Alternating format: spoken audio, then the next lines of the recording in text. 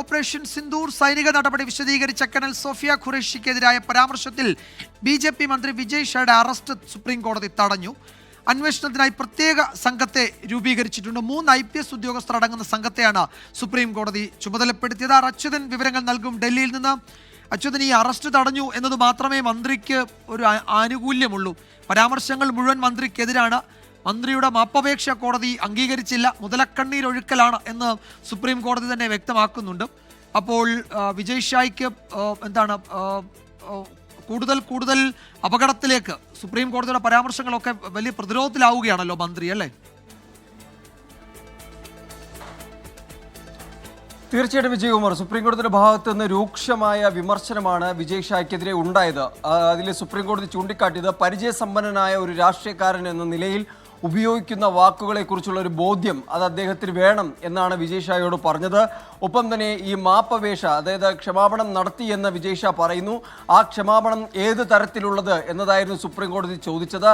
അനന്തരഫലങ്ങളിൽ നിന്ന് രക്ഷപ്പെടാനുള്ള തന്ത്രമാണ് ഈ ക്ഷമാപണം എന്നാണ് സുപ്രീം കോടതി നിരീക്ഷിച്ചത്. അതിൻ്റെ അടിസ്ഥാനത്തിൽ വിജയ് ഷാ നടത്തിയിട്ടുള്ള ക്ഷമാപണം പൂർണ്ണമായും നിരസിക്കുന്നു എന്നാണ് സുപ്രീം കോടതി പറഞ്ഞത്.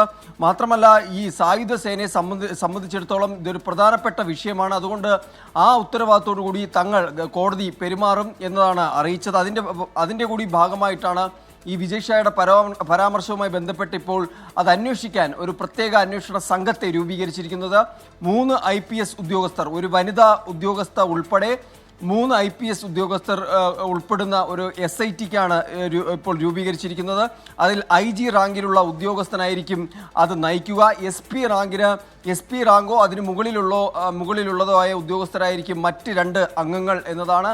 ഇതിൽ നാളെ രാത്രി 10 മണിക്ക് മുൻപ് ഈ പ്രത്യേക അന്വേഷണ സംഘത്തെ രൂപീകരിച്ച തീരുമാനമെടുക്കാൻ മധ്യപ്രദേശ് DGPയോട് കൂടി ഇപ്പോൾ നിർദ്ദേശിച്ചിട്ടുണ്ട്.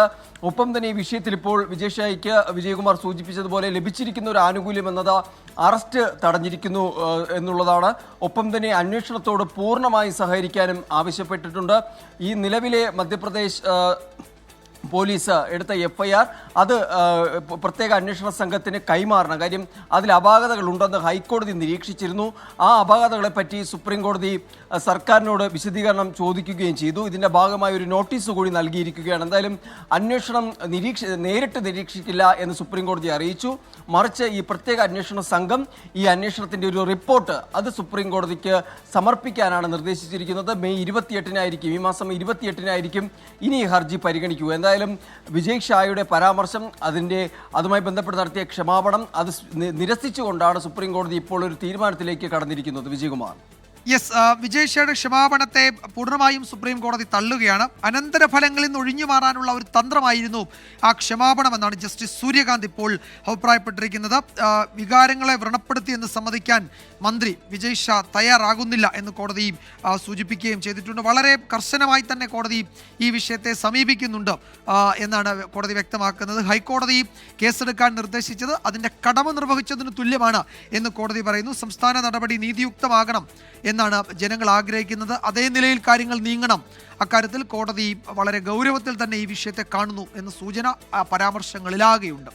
അച്യുതനാണ് വിവരങ്ങൾ നൽകിയത് ഡൽഹിയിൽ നിന്ന്.